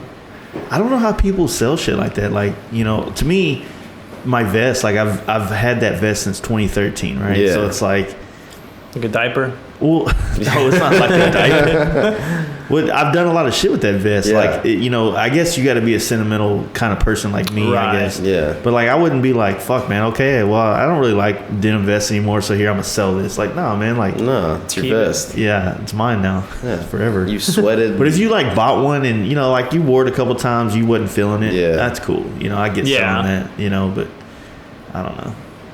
Fuck, Matt hasn't taken off his vest since he bought it, has he? Bro, I don't think so. He fucking rocks that shit. He looks good in it. He's killing it. Yeah, killing the vest. He probably wears that Simpson helmet he just got to bed too. Dude, yeah, He's dude. literally laying in bed right now with his vest and Simpson helmet on. That's the thing about Simpson, dude, you can sleep in them. Matt's our one of our close homies too. He's the one that runs the North Texas T-Bars page. If you guys follow that on Instagram, but you should. He just got a modular helmet from Simpson, and I can just imagine him wearing it to work because he's a body man by trade, just sitting there working on a car, dude, flipping up the helmet. What's up, guys? And then putting it back down and fucking going back to blocking cars and shit. Fucking awesome. He's got like an auto shade welding. Just built lens. His Cena's on right now. He's got a Cena on it, listening to the fucking podcast. It's all in his helmet. Yeah. His fucking productivity's increased like 200% because he's just in his own zone. What'd y'all think about the IMS show? Like, y'all, you know, as far as like whatever. I thought it was pretty dope. Yeah. I mean, I think it was a little smaller than last year, but obviously Harley wasn't there. Like, big Harley wasn't there. But it was still pretty cool. I love seeing all the new shit. Yeah, that's right. It was more like just the local Harleys. Yep. It wasn't like the big, dealer. Big Harley skipped it. It was a lot easier to get around, that's for sure. Yeah. What'd y'all think of that FTR, though? The Indian? Yeah. I think that monster, I wish I had kind of fucking known about that before I got a fucking Sport Glide. Yeah, but then you wouldn't be I wouldn't be going on a cross-country trip, but that thing was pretty fucking sick. Dude, it has so nice. much potential. It's like a little baby spaceship. Yeah, it was fucking dope. It's like I was listening to the Forever Two Wheels podcast earlier today, and they kind of touched on the new LimeWire shit. But Harley releasing that bike, and then Indian releasing this one for $15,000, and Harley releasing that one for $30,000. Yeah, and one goes further. And faster. Man, it's just Well, it's two different. It's you two can't really different compare things. the Yeah, things. it's not really comparative, but that would be a great thing if it was half that price. yeah. I mean, I get trying to be innovative and stuff, but Well, I can see what market. boy, you ain't Tesla. You can see. I can see what market they're targeting. The person that lives in the city, like downtown, and works downtown, and just wants to get around downtown, and makes that kind of fucking. I'm gonna buy an electric. I guarantee you, some Tesla owners are gonna buy that thing. I want to ride one. I think they look cool as fuck. I like the idea. How weird would it be to ride a motorcycle that has no clutch? Oh man, It's just You just twist the throttle throttle it. and that's it. it's like being on a PW50 again, but bigger. It's just like it keeps going and nothing ever changes. Yeah, the sound that it makes is fucking sick as shit, though. It has to make some kind of sound. Have you heard it? The sound clip? I thought that was all like memes that makes No, no, the little Jetson thing. Or whatever. No, dude, it sounds like a light bike off like a fucking Tron. Oh, like shit. they did one. They have the little video, and the dude fucking hits the throttle, and it white smokes the fucking tire, and it's just. I'm like, damn, some fancy shit. Damn, it's crazy. It'd be easy to like listen to like a scene of music or whatever on your. No exhaust system and shit. Yeah. It'd also be really easy for like people to not know you're there because they can't fucking hear you. Yeah. I wonder if people in California are going to be able to hear all the bikes out there now. Oh, shots fired. Shots fired. I want to get somebody from out there on, man. Like, that's just that's crazy, man. Like, that whole concept of, like, just outlawing exhaust systems across the board, like, that just seems kind of unconstitutional. It used to be It's extortion. Look at all what it is. That's all it is. Look at what fucking state you're dealing with, first off, if you want to go there. But talk about unconstitutional. But it used to just be a fix-it ticket. Yeah. And now it's just like instant $1,000 fine. And I don't know if it applies to vehicles only registered in that state. It's about to. Shoot. Or I'm going to have a bunch of tickets. Yeah, I'm about to have some fucking tickets. Can't live in California. Man. I don't see how that. I guess part of me just doesn't see how it could possibly stick. I think it's mostly for cars, and I think if you see it with motorcycles getting affected with it, I think it's honestly going to be on a case by case, like whether or not this CHP officer likes Harleys or likes bikes and doesn't give a shit, or this one thinks they're annoying as fuck and wants to just, hey, this dude was speeding, I think his exhaust is too fucking loud, I'm going to tag that on too. I think that's kind of what's going to happen with it.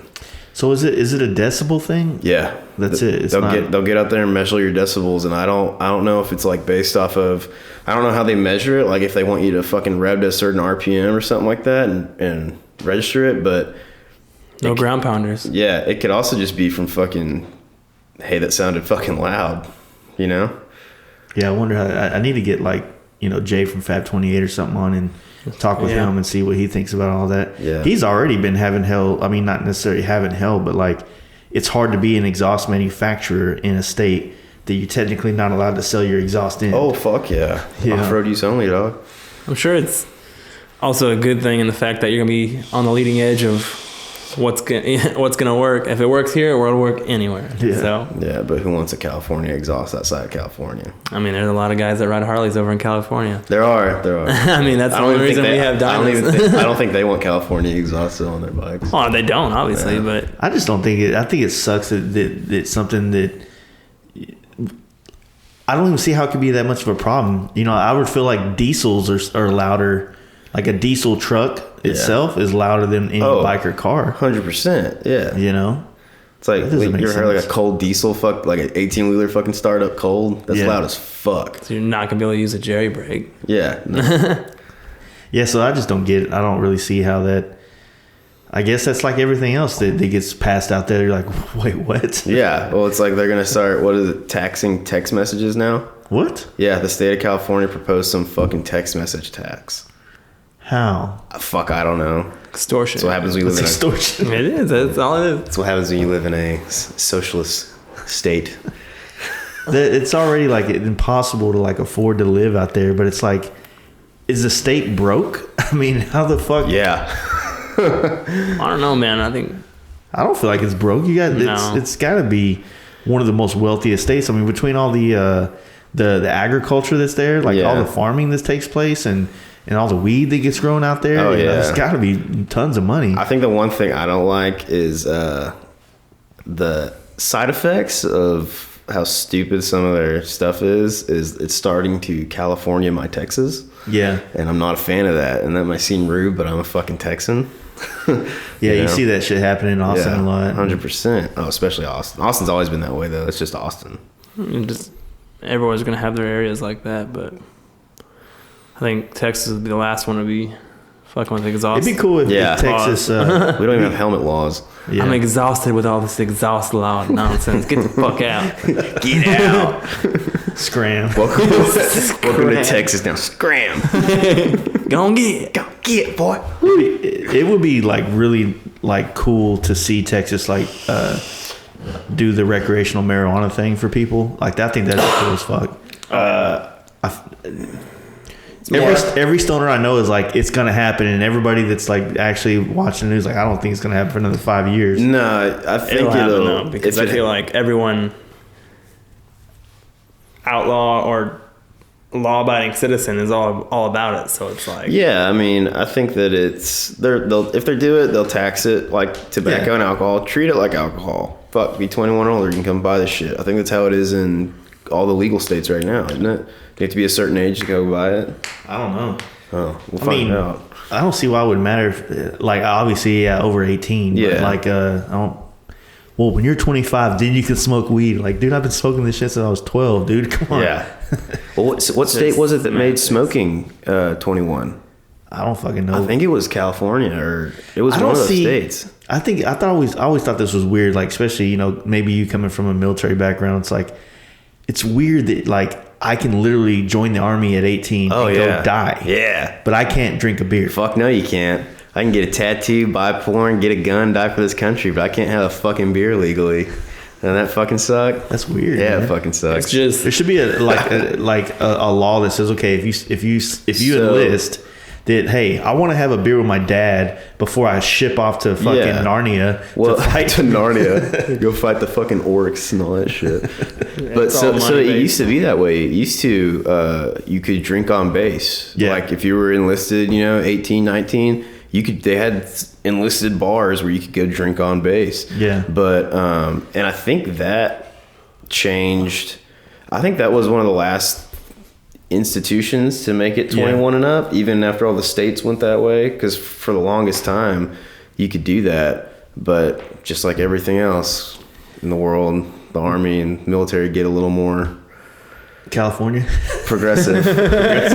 Yeah, so I feel like it's so weird that like of course this is me being a real idiot when it comes to like policies and just government, but it's just it's weird that we all live in the United States, but something is legal. I guess it makes sense for like a helmet law is legal here but not there. Yeah. Which would also make sense why like weed would be legal here and not there. But it's such a big thing, like do it all or don't. You know what I mean? Yeah. I mean, but you also got to look at it this way: is we're one of the few nations out there that's basically a bunch of smaller nations decided to become one nation. And hang out for a while.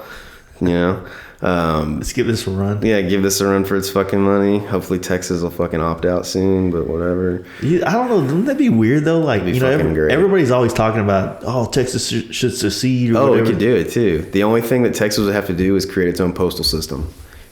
We have our own power grid. We have sucks, dude. the net. We have to. I wonder if they'd build a wall around Texas though. Like if we had to go to Oklahoma, like, dude, I just want to go gamble, man. What the fuck? Yeah, nah. Trying to hit these Indian casinos, man. That'd be dope though. I'm about it. Secede. I don't know. I just want everybody to get along and fuck. Dude, you see that meme where they talked about the wall, like building the wall is like $5 billion, and someone said, dude, let's just buy Mexico, rebuild it, and flip that shit. Yeah. Well, fucking was it Ted Cruz? He propositioned a fucking bill that was like, hey, we have like $17 billion in cartel money we seized that's just sitting there. We could actually make make the cartel pay for the wall technically. And I'm like, that's fucking awesome. El Chapo's paying for that shit. Yeah. I think it'd be cool. I don't know. This is stupid. This is just like whatever. But if Mexico is like kind of a failed, state for the most part. It's a third world country, yeah. Why not just fucking take over that shit and just make that shit open to us and just like... Well, because then we have to take care of all those people down there. That's what we're trying to avoid doing right now. Well, would they still run up here? I don't know. If they had an actual structural government in place, it was there and resources took place and I think it's pretty far past all that. Yeah. It probably is, but, I think... maybe Texas should take Mexico over. I don't know. I just wanted to be able to ride through there, back easily. In the fucking old days. Going to Mexico, boys. Woo! Be back later. That's awesome. That'd be fun as hell. That'd be dope. It's so crazy how the further north you get, the harder it is to get in countries. Yeah. It's fucking awesome. It's like so fucking Canada doesn't want us U.S. citizens in there. Yeah. It's fucking Canada's got a strict ass border. It's crazy up there, man. I'd like to ride Canada too. I want to real bad. It's crazy. Thinking about all the different when you watch that Long Way Round and Long Way Down shit, and you fuck, I want to ride the world, but you're like, dude, I got some pretty dope shit right here on this continent that we could ride, but getting into Canada is kind of a complicated thing for some of us, and getting into Mexico is not hard, but just getting in there and be like, okay, am I gonna die? Yeah. Should I take my homies or? Yeah. And then I've seen YouTube videos of kids, and I say kids, young 20-year-old dudes that'll jump on bikes and go ride all the way to Panama and back, and I'm like, and those YouTube videos, the whole shit, I'm like, all right, he didn't die, but it's like. Well, it's like my boss used to do a lot of international work, and he did some work in Mexico for 7 months straight. Yeah. And he said back then, and he said it kind of applies to you now, is honestly the border area is kind of the rougher shit. Yeah. And closer to the touristy area. He's like, dude, I'd be driving out in the middle of fucking nowhere, Mexico, heading south, and they generally, no one really fucks with you because they're like, we don't really want to draw attention, the cartel shit. Yeah. They don't want to fuck with you, especially if you're not Mexican. They're like, just fuck it, just go, Yeah. So I think that's kind of what the deal is with that. I'd like to ride it. That'd be fucking sick. I like to ride everything on this continent, They do the El Diablo run, but it's they're going to a part of Mexico I don't really care to go to, though. Where do they go with the California Peninsula. Oh, okay. I would want. That's kind of fun. I don't know. The what? I've seen some of the videos and pictures and stuff. It looked pretty cool. Oh, I'm sure it's a fucking blast. Don't get me wrong. It's just it's kind of hey guys, we're going to California, but we're only going to go to the Central Valley. Yeah. It's still cool, but it's not quite all the shit that you could see. Yeah. Right. So I don't know. I would want to do it, but I would want to see just some of the you ever watch that Motorcycle Mania thing with Kid Rock and Jesse James where they rode into Mexico? I don't know if I saw that one. It's badass. I mean, of course, it's all Yeah. I think I have too much teeth to watch that. They have fucking security. Too much teeth to watch that. But you do have a mullet. Fuck that up. Yeah, you're right. A glorious mullet. I watch the shit out of that. What are you telling me? What are you talking about? That's awesome. That's crazy. But no, it was a good ass docu-film thing where Kid Rock and fucking what's the name jump on a bike and just ride into Mexico and all that shit. And that's pretty dope. I mean, I don't know. I just thought it was cool, I would for sure like to ride a different country. I don't know which one I think you've been to Thailand, Kyle. Don't they have Harley rides and stuff over there? Dude, I think that's just a Harley thing in general is the flying ride. Yeah. But I don't know what the situation is. I know you can rent them and ride them there, but I don't know if you can ride from a dealership to a dealership because I'd like to ride from Hanoi down to Saigon. That'd be fucking sick. And it would be awesome. But you can rent motorcycles there. Don't get me wrong. You can go blast around the islands down there. How is it with size and how Japan has it's really hard to get big CC motors? It is. Pretty much all they had at the dealership when I went there was just the Sporties and then honestly those newer ones with the XG 500s and 700s, whatever those are.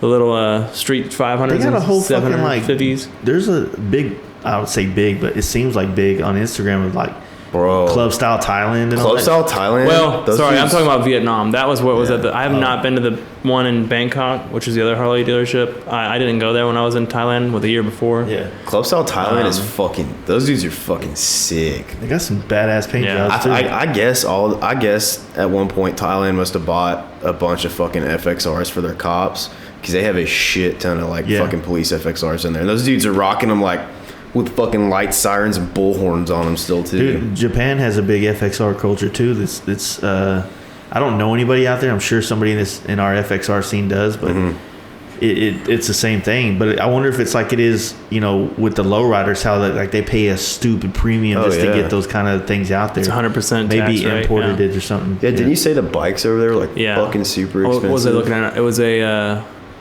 Which one was it? I want to say, I'm sure it was just like a Road King or something like that, but it was probably like a, I don't even know, $60,000, $80,000 bike. Damn. And it was just a regular ass fucking Road King. Damn. I mean, but it's just because they don't want you bringing your Harley over there Yeah. and then just like, well, now mine's over here, so you can't do anything. No, they tax you what you paid for that. So you buy a bike for $20,000 here, you're gonna pay $20,000 to put it into the country and keep it there. I had a friend in high school. You pay $20,000. You pay tax on $20,000. No, you pay your $20,000 as your tax. It's 100% tax rate. Fuck. So you're whatever. Damn. That's So crazy. you buy a Dyna for 10 grand. It's a 20 grand Dyna if you want to keep it in Thailand. I had a friend from in high There's school. people over there that had the money to do it though. She's from Okinawa, and her dad was on a military base over there, and she said that he brought his fucking Road King, had it shipped over there. They fucking hated him because that was like the biggest fucking bike on the entire island. Because like over there they have all the CC laws and shit. Yeah. And she was like, yeah, he got so many fucking tickets because it was just like it took up like half the fucking small roads over there. Where's like Singapore in conjunction with? Is that more Philippines, right? South, yeah, South. it's all in Because isn't Singapore like one of the Islands over richest there. cities? Yeah, Singapore's In the fucking world? dope. That's where like if you're in the Navy, you want to go to Singapore. It's just, I think that's where all the business Mongols go. Yeah. Yeah, that's what I was- Moguls. Sorry. I know you can get a ticket for spitting on the concrete there. That's pretty. That's pretty progressive. Yeah. That's why you go to Thailand. That's why I got fucking Thailand. I heard it's pretty awesome down there, but Yeah. I got a buddy I had that a great goes time. there every year. Vietnam, Thailand, all that stuff. it's cheap, man. Does all the islands and shit, boating out. Yeah, that's pretty wild. That'd be dope. I'm down. Let's go. For this California trip, what's going to cost us? You could do it over there too for the same amount of time. For real. No shit. I'm talking and not like have like a 4-star hotel, eating like a king. It's fun. It's great. I had some homies a long time ago that went to Brazil, right? Yeah. Like what's the main one, Sao Paulo or some shit like that. And he said that like the exchange rate was a lot better. So like if you had American money down there, like you can go to the strip club and like Just ball out. ball out of control, and like there's a shit ton of women down there compared to men. I don't know. Same with Costa Rica too. Is that what it is? Yeah. I don't know. I don't really know the legitimacy behind everything, but I don't know. I don't think I'd ever really want to go to another country like that and just be like, yeah, I'm here to bang all the women. You know what I mean? Like, Oh, I mean, I just have fun, man. It's a party, dude. There's so many bars and even the strip clubs that were there where it's just they Lady get boys? wild, dude. Huh? lady boys. There's a lot of those too. Yeah. But I mean, Man. some you can tell, some you cannot. There's a Thai food restaurant in Rockwall, and the owner is obviously fucking Thailand. And Yeah. I was like, hey, Mike, I want to go to Thailand. He's like, oh, you like, but be careful. They're prettier than real women. And I was like, what? He's like, they're prettier than real women. They fake, but they prettier. And I was like, are you talking about the fucking lady boy? He's like, mm-hmm. And he gets his wife, and his wife's like, they're prettier than real women. So There's some there. Is it just Yeah. like transgender people? Yeah, so over there in Thailand, they recognize, like culturally, they recognize the third sex like way longer than anybody else. It's just been a thing in their culture forever, and so it's just completely fucking normal. I mean, I get that it's normal, but I just like there's that many, or is there Yeah. that many here that we just don't know about too? I say that I just everything what I'm saying Well- right now sounds like I'm like singling it out. You know what I mean? You gotta think about the places that the people that say that are going to. Yeah, It's all tourist towns. Yeah. So I'm sure in the countryside of whenever Thailand, there's not a lot. Everyone's always worried about going over there and then, oh my gosh, I went for this woman, but I got this one instead. Trust me, they got plenty of business. You don't got to worry about that shit. They probably got more business than the regular women. It was a hangover too. It goes, I come on you, you come on the floor. Yeah, it was beautiful. I come on you, you come on floor. Fucking awesome. It was great. Drinking the streets.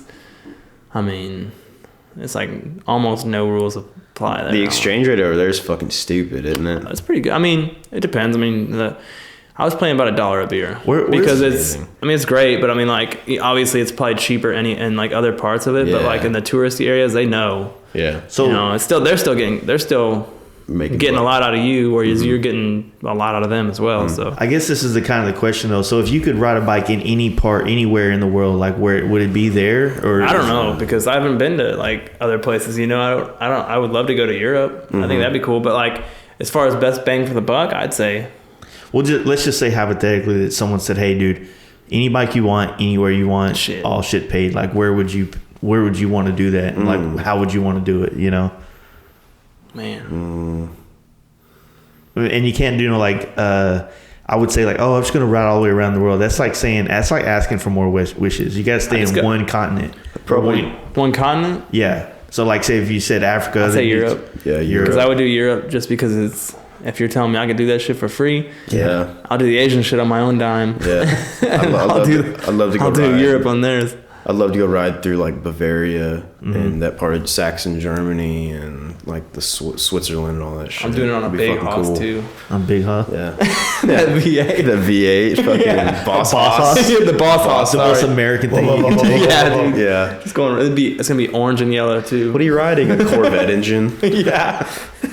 Sitting on top of an LS2. A turbo 400. Yeah. It's spooling up all the time.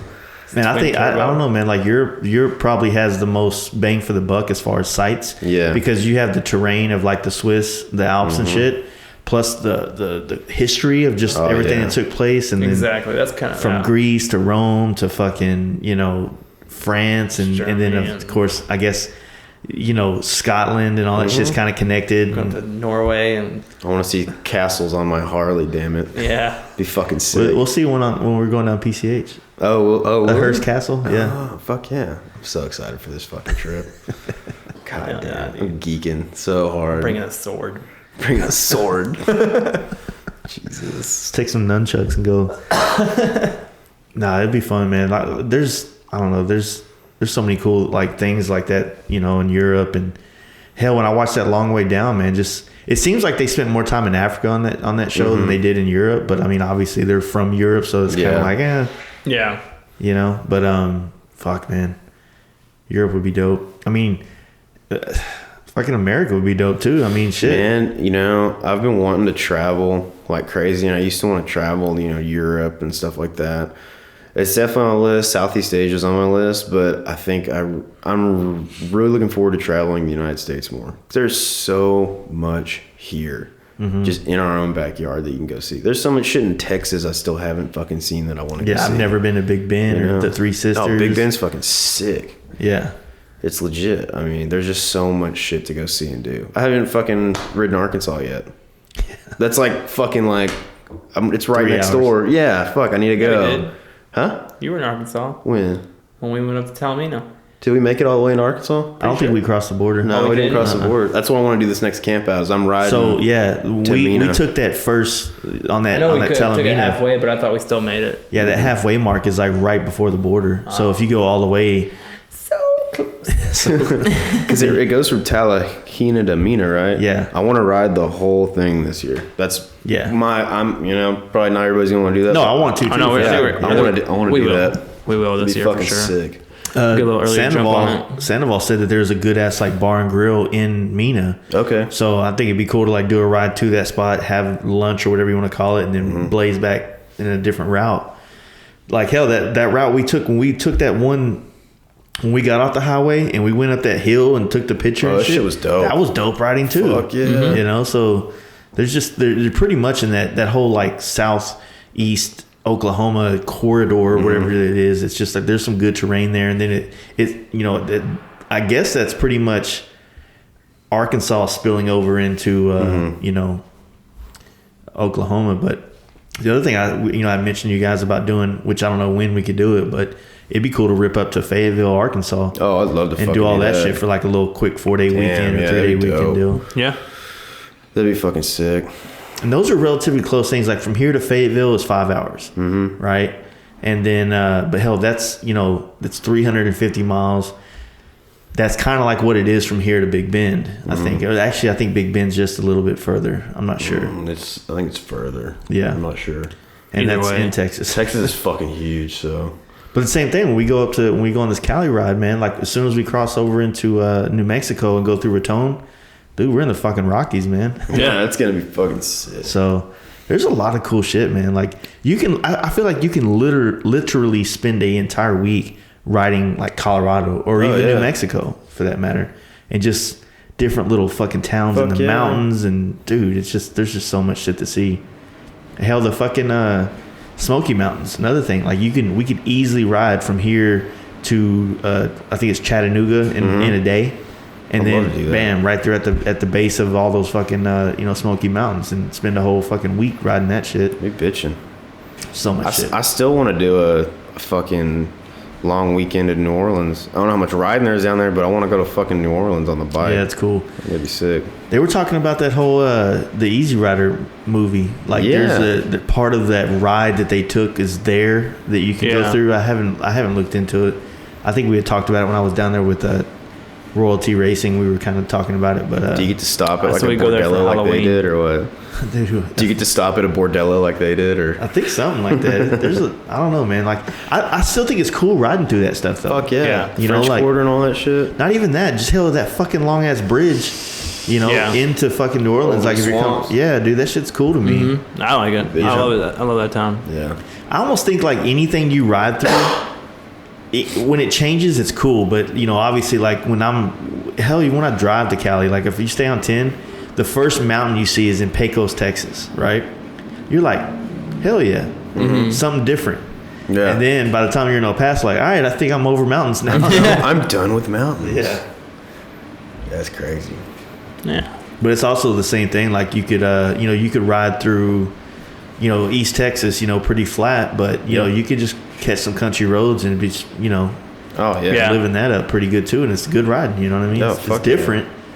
I think that we all have the I guess the problem, or I know I do, is of comparing things that are two different things to each other. Like, oh, this one's better. It's like, no, it's not the same thing. You know? Yeah, exactly. So 100%. You gotta have different. I mean, because everything's not only different terrain, but different weathers and different weather, different sites, different destinations too. Makes a big difference. So you've been talking about letting that Dyna go, huh? It's gonna happen. That's for sure. I just don't know when. You was really leaning towards the whole Softail line. So what really kind of puts you into the? Why make a lateral move if I'm gonna be spending that much money? Thanks. Thanks. I wouldn't consider yours to that lateral, but I mean, I'm just I'm watching everyone else make their decisions, and I'm going off of them. So I'm if I can get at the same time, I feel like you could still rip a Softail more than a Road Glide, but at the same time, a Road Glide ain't no slouch, and you can make it to where it's not, handles fine.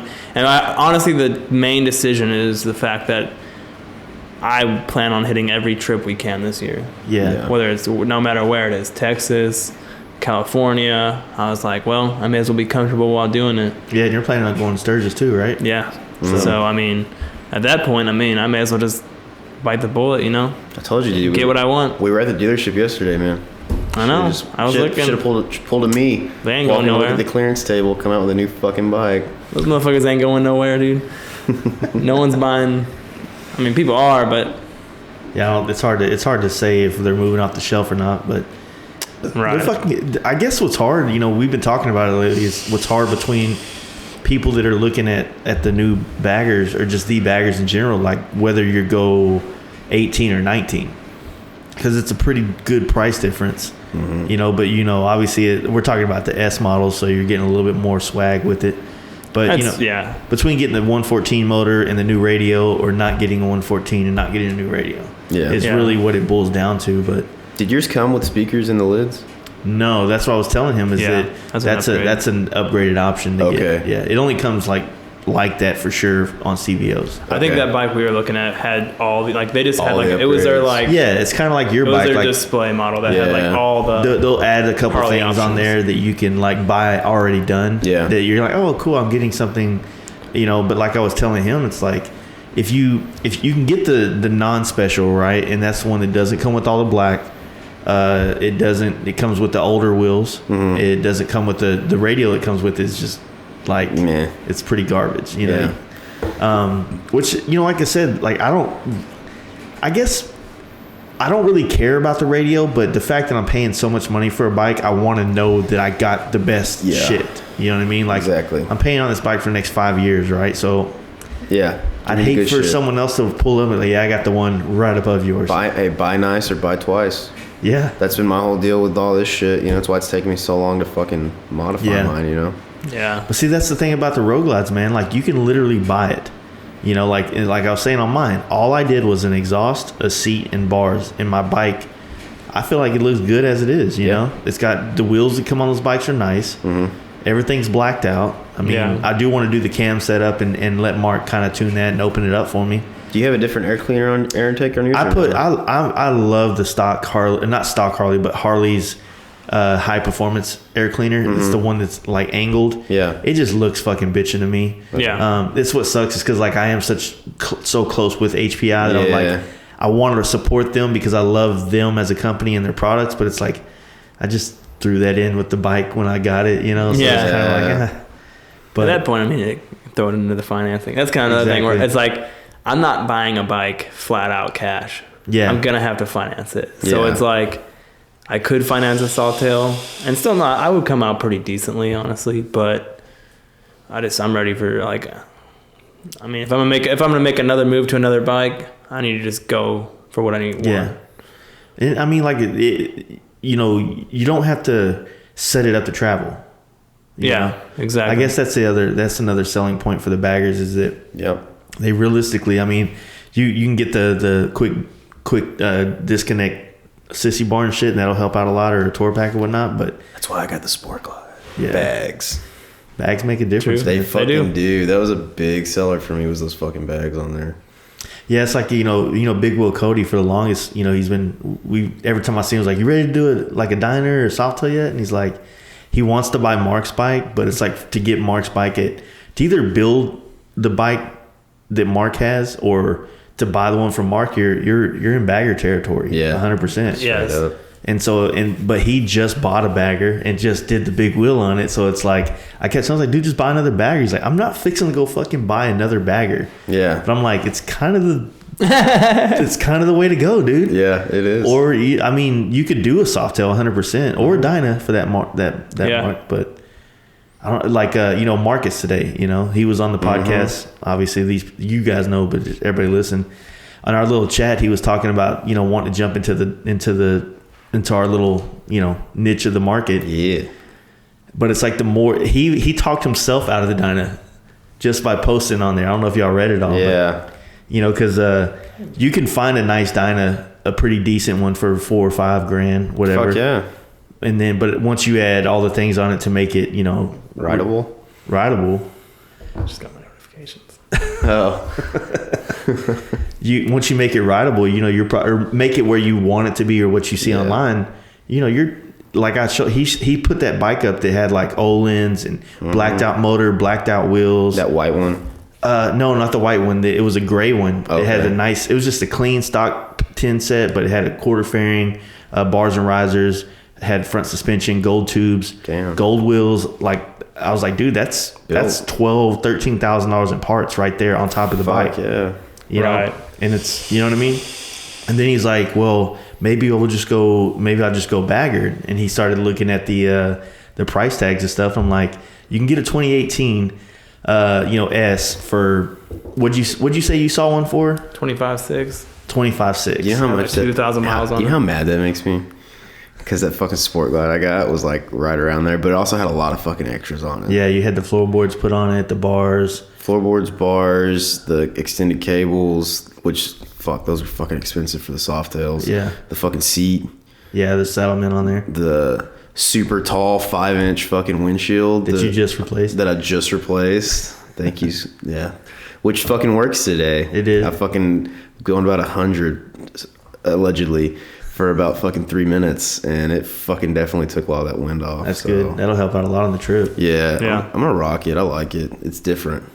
Yeah. What did Mark say it looked like? It looked like a T-Sport fairing and a Street Glide. A Street Glide fucked and had a retarded kid or something. Yeah. I got that quote right. I'll quote T-Bar Jesus. Some inbred right shit here. right there. He was digging it. I think it looks good. I mean, it flows. He said, looks like an FX DXT fairing and a Street Glide fairing had a baby. Okay, I added the retarded baby on it. And then I put, it's a bastard child. He's like, I'd run it. I'm like, well, fuck. It's been blessed. It's been blessed. But, Yeah, he was, it seems like Mark is just kind of like, I don't know, man. Like, I don't really know everybody's decision-making process when it comes to buying a bike. But for me, it was just like. Well, I mean, he's got that Ultra Classic, right? Who? Marcus? I don't know what he has. I know he has that He soft posted tail. a picture. No, he posted a picture. He said the one he's taking up. Maybe it was just. Oh, he was on a Rock the Geezer Glide? Is that what he's Yeah. calling the Geezer Glide? Okay. Shit.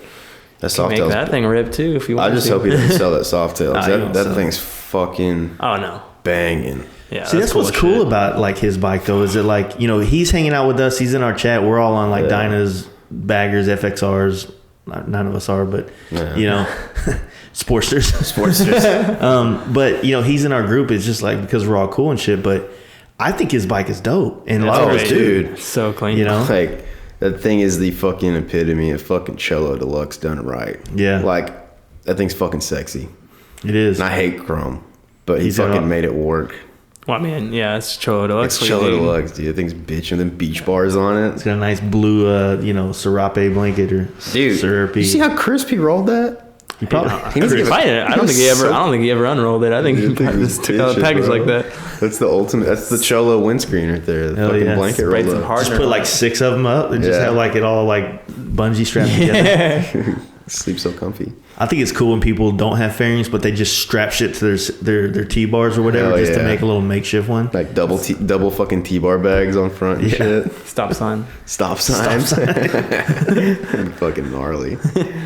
Yeah, but it's I don't know, man. Like it sucks because they're so expensive, but it's kind of a weird deal. Like, what do you do, man? Like, Yeah. it's completely set up to travel. I mean, the Sport Glide kind of was. I don't know if it was designed for that I think they were just, as far as the Softail goes, in the new Softail line, Yeah. it's definitely the one that's more travel orientated. And then with some modifications, like, I'm doing the sissy bar with a little luggage rack on the back. And I've also, if fucking Harley would make one, they have the detachable tour packs for the back of those bikes. They do? But they all look like shit. Oh. If it was made out of the same plastic material as the fucking saddlebags are, I would snatch one up immediately because I'd paint that bitch and it look fucking sick. Yeah. But, I mean, they make a tour pack for the back of them with a backrest and all that. But I'm just going to do that sissy bar with a little luggage rack on the back and then get me a fucking sissy bar bag. And, I mean, you can travel with it. Fuck, I hauled everything I needed up to the campsite. Yeah, A yeah. whole tent and everything. It's a cool thing about once you get there too, you can take the bags off. Oh, yeah. I and all did that stuff. too, yeah. Exactly. You just take it all off and ride it. Go rip the canyons with it. Fuck yeah. I Leave can that shit. blend in with the other fucking Softails and Dynas if I need to. Yeah, so I don't know. It's the baggers, man, like, or just in general. It's interesting to see how that market's going to be. Another thing Marcus also said on our chat was like, it's crazy how much they're retaining their value. You know what I mean? Oh, like, yeah. For it to already be, I mean, you would think like some bikes you see, like say for instance the new lowrider, which I'm not talking shit about, but you see them used. Yep. 4 or 5 grand off already from 16 grand. Yep. It's like, damn, you can get them for like 12 grand now. But a 2018 bagger is still going for 25 something, which is what he had saw. That's the one you saw too at Green Machines, was like 25 something grand. Yeah. It's like, dude, just throw another $1,500 on there and get a new one. I'm wanting to see how much my fucking bitch is used. Mm. I haven't seen a fucking used Sport Glide yet. I'm sure they're out there, but yeah, it's kind of it's fucking niche. It's probably bike. weird. It's probably going to be exactly what everybody said. The Sport Glide's probably going to be that bike that people were kind of like, I don't know if it's the one or not. And then, 10 years from now, it's like I'm fucking hoping. Everybody's looking for one. Looking for Sport Glide fucking fairings. hoping, dude. I'm hoping it's like the next fucking FXR. I hope they discontinue it in 3 years. Well, if they really do kind of like expand their whole like mid-control options, yes, and make that a little bit more widely available to be able to make those switches, then I think that's going to be a huge change. That's what I'm gonna be looking this year, because the floorboards on the thing are fucking sick. I've never had floorboards before, and now I'm like, fuck, I don't want anything else because they're comfortable as fuck. But now it's like, I think this year I'm gonna start looking at the more of the options that come out for mid controls, because it seems like every 3 or 4 months someone comes out with a new fucking option. Well, what did Mark say? It was like $800 to go with all factory shit, right? Yeah, and then time and labor to put it on. Like that's cheap, dude. That's what I told him, because it's like I was weighing my options. I was like, I either you can't go wrong with the Harley shit, dude. I know. I either want to do full cams this year, the mid controls, and then with some mini floorboards that'll suffice in the meantime. Got some mini floorboards you can throw on those mids. Oh, fuck yeah, dude. Oh, no, the mids will have floorboards on them, too. Don't worry. Yeah. I'm about that floorboard life. It's so comfy. It is. Yeah, there'd be an awkward spot for some floorboards. Fuck no, dude. It'd be dope. Make it happen. I'll make it happen. So what else? Anything else newish? Anything else? Just looking forward to all these rides, or what? Yeah, for sure. It's gonna be fucking sick. Aren't we also hitting Monument Valley on the way back? Oh yeah, we never talked about After Born Free. Yeah, After Born Free. Yeah, After Born Free, we're gonna be going up to Vegas for one night. Ooh, ballin'. I think we talked ourselves out of the penthouse, right? Yes, we definitely did. I think price-wise. Price-wise, it was like a $30 difference. So we talked ourselves out. Like, let's save $30 for yeah, you can buy beer with that. So I think we're still staying at the Bellagio, and then we're gonna get there and then stay one night, and then next morning we're gonna go up 15 up into Utah, and then cut over through I think it's Zion National Park or something like that, and then kind of zigzag around sightsee in South Utah, and then we're gonna camp at Monument Valley, and then the next day we're gonna ride up into Colorado around Durango, but we're gonna go do the $1 Million Highway right there, which is it's like on the little book you get when you buy a brand new Harley. You'll see what we're talking about, maybe, Kyle. But when you get that Hog Owners book that has all the maps of all the cities and states and all that shit, and it has highlights on like the baddest roads.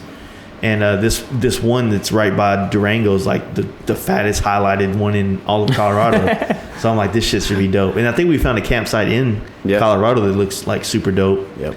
And then from there, we're going to ride from there to Amarillo. But we're looking at maybe camping in Palo Duro. Like isn't that just past it? Yeah, it's just south of it, like 30 south. miles or something like that. And then from there home. So it's like exactly 2 weeks. Thursday to Thursday, 2 weeks. And how many miles we say? It was like almost 5,000 miles, I think. Enough for a full fucking oil change. Yeah. Straight up. Change it before and then right after. It's enough to trade in a dyno. You should have the dyno gone by then. Yeah, dude. Come on. Just go, dude. Yeah. Dude, it's just money. They print more of it every day. It may happen. Who knows? We'll figure it out. It's going to happen. Do it. Do it. Well, shit, anything else, guys? We'll wrap this one up. What the heck can we think of? Got nothing, dude. Yeah. Follow everybody. Yertle the Turtle. At Yertle that Turtle. Yertle that Turtle. At Jive Ass Honky. AZZ. Jive Ass Honky. Cool. All right, guys. Well, thanks for coming out. And, holler at your boy. Hope you guys enjoyed that. We wanted to keep that one nice, short, and sweet for you, just to kind of rub it in some people's face. Just playing. I hope you guys do, make the trip to the campout or Giddy Up or, Easy Rider show this weekend, or even catch us on our trip out to Cali for Born Free. it's really cool just to meet new people. And you know, this last year we just met so many cool people through riding bikes, camping, and having a good time on them. And I'm really excited about all the people that we're going to meet and mingle with this year. So don't forget to check out our sponsors, man. dndexhaust.com, D&D Exhaust on Instagram as well. Also, don't forget to call in 844-DND Pipe. Use that offer code FASTLIFE for a nice discount off your pipe. Also, don't forget about TexasPerformanceMC.com as well as on Instagram. PaintHuffer.com, PaintHuffer Metal Flake on Instagram if you want to follow that awesome guy down there. And horsepowering.net if you want to get some nice throttle bodies and air cleaners and exhaust systems and injectors, or if you just want to get your bike to fucking, you know, get it, you know what I mean? Check them out. Horsepower Inc. on Instagram, Horsepower Inc. India on Facebook, and horsepowerinc.net. And also don't forget about 4130 Chassis Works on Instagram and our giveaway for the 14-inch T-bars. That will be taking place in the last podcast that we do this month. So don't forget to go onto our Patreon, be a subscriber, $1 a month at least. And, you know, thank you for doing that. And, yeah, so holler at you. We'll see you on the next one.